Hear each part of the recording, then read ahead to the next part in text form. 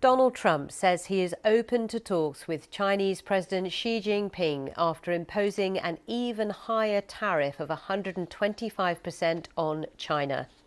In a dramatic shift in policy, the US president has paused higher tariffs on goods entering the US, with the exception of China, which has announced retaliatory tariffs of 84% on US goods that came into effect just over an hour ago. Mr. Trump accused Beijing of showing a lack of respect by retaliating. So these are the tariffs that took effect on Wednesday, affecting dozens of countries. However, just hours after their implementation, President Trump announced all those would be paused for 90 days and rolled back to a baseline of 10%. President Trump says he can't imagine he'd have to raise tariffs on China further, and he has no concerns of any escalations in relations beyond trade. Here's our North America correspondent, Peter Bowes.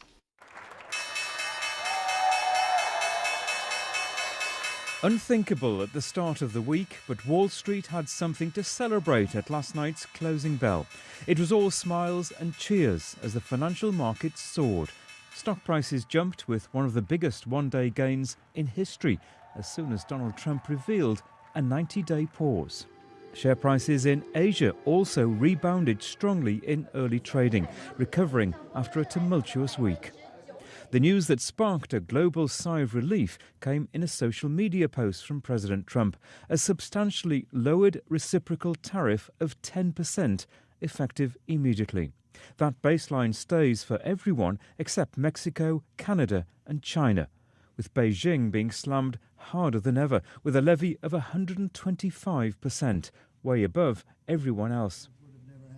The president said he'd been thinking about his new plan for a few days and had noticed people were getting a little queasy. It was written from the heart. It was written as something that I think was very positive for the world and for us. And we don't want to hurt countries that don't need to be hurt. And they all want to negotiate. The only problem is, you can only do so many at one time. It's like, we want to do it right. We want to get it right. Thanks. Given what Mr. Trump has said in the last few days, his apparent change of heart came out of the blue. But was it always the president's plan to rattle the world's markets, and especially China, to get his way? The US Treasury Secretary seems to think it was. This was his strategy all along, and that you might even say that he goaded China into a bad position. They responded. They have shown themselves to the world to be the bad actors.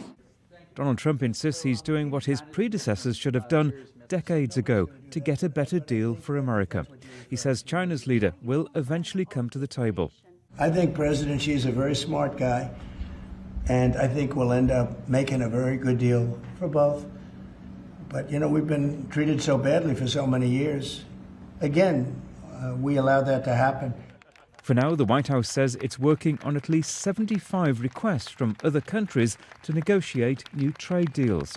For American consumers, the latest twist could be welcome news that prices in the shops may not rise as much as they'd feared. Peter Bowes, BBC News, Washington.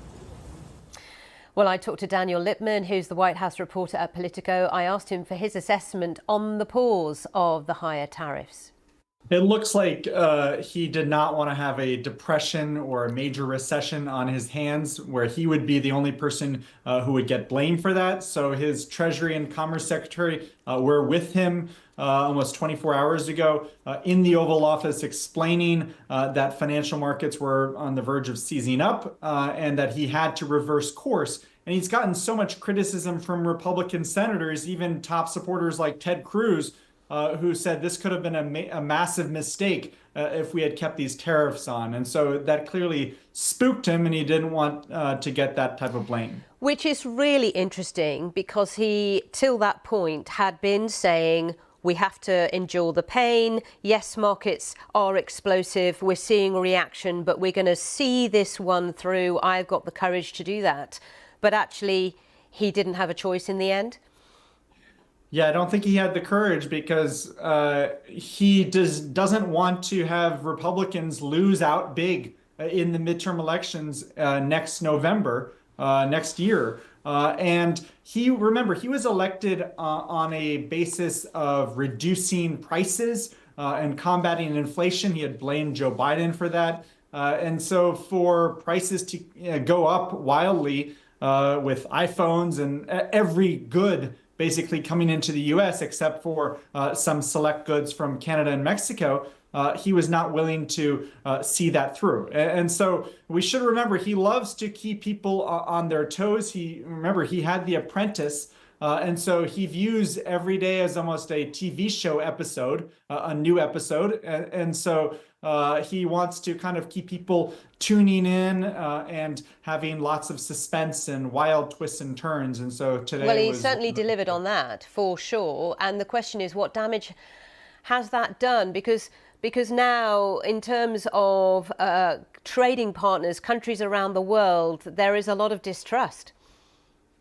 Yeah, because it makes it very hard for companies, multinationals, to invest in the US because we don't know what's going to happen at the end of those 90 days if there are some countries that don't make deals. And so they can't just plan with every week with new policies. And so I think they're kind of having to get used to that this is how Trump operates. And we could still well see a recession. But I think that he's hoping to have more announcements of new manufacturing facilities in the US. But it just makes it very hard for companies who have long-term planning to actually make investments in the US and abroad because they see that policy just changes on a dime. And Daniel, what are you hearing? You know, what's the gossip about how all this has been going down in the White House in terms of the team, Elon Musk and others? Elon Musk has been very vocal as ever about his criticism about various members of Trump's team. During this process of this week, which has been tumultuous, how has it impacted his team? I think that we've seen more divisions on this issue than almost any other issue. Most of their issues they're totally aligned on. They want to cut taxes. They want to reduce regulations. But for Elon Musk, he has a lot of business operations in China. He makes a lot of Teslas there. So he hasn't been thrilled about the tariffs there. He has called for a zero tariffs with the US and Europe just in the last few days. And he got in squabbles with the trade advisor, Peter Navarro, where the White House press secretary said, oh, boys will be boys because they're arguing about tariffs. And so Trump kind of has angels and demons on both sides of his shoulder. And every day he kind of listens to one side or the other. Daniel Lippman there, White House reporter for Politico, just explaining what's going on within the White House at the moment. Let's then go to our Asia Business Hub. Nick Marsh is watching markets for us now. Hello to you, Nick. Just looking at Japan, it's still up something like 8.6%. The rally continues. Certainly does, yeah. They're recouping those huge losses that we saw yesterday. It's the same picture in Seoul, in Taipei, in Australia as well. You know, these are key manufacturing hubs that we're talking about, big exporters to the United States. They're going to start negotiations with Washington to see what can be done there. The big exception, obviously, that you've been covering all morning is, of course, China. That's facing this incredible 125% tariffs after Beijing said that it wouldn't be negotiating. Now, clearly, that is a blow to China. They had been hoping to unite the rest of the world against what they called Trump's trade tyranny. Doesn't seem like that's going to happen now. Doesn't mean, though, that there isn't appetite for a fight in Beijing. I mean, we know that the policymakers there have been preparing for this sort of scenario, a second Trump term, an all-out trade war for many, many years now. And the simple calculation is that basically the United States needs China more than China needs the United States. If American consumers aren't going to buy Chinese goods, cheap Chinese goods, where are they going to buy them from? If American farmers aren't going to sell to China, where are they going to sell to? And the thinking goes that the Chinese manufacturers can sell to their own vast domestic market. They can sell to other countries. Can the United States quite do the same? That is the thinking, of course. So we're going to have to see clearly how this plays out. That is basically what underpinned Trump's entire philosophy in the first place, that the US is too reliant on China. And this is why he's come in with these, sort of sledgehammer tariffs. So although there has been a measure, let's say, of resolution for at least 90 days in some Asian countries, China is obviously the big exception, and China is by far the most important player, not just in the regional economy, but in the world economy when it comes to the United States trade policy. Yes, and tariffs on China did not come as a surprise. Of course, triple-digit tariffs is hard to stomach for China. But when it comes to the other economies in Asia, Japan, South Korea, Taiwan, many of whom are seen as key allies to the US, big investors in the United States, it was a shock to them to be on the receiving end. So now all those governments, I assume, are hoping to broker a good deal before the 90 days is up. Well, the Japanese government couldn't quite believe it. I mean, their position was, we are the biggest investor worldwide into the United States. This isn't really how you should treat the biggest investor into your country, and an erstwhile ally as well, coming in with, 25% odd tariffs. So there's been a pause there.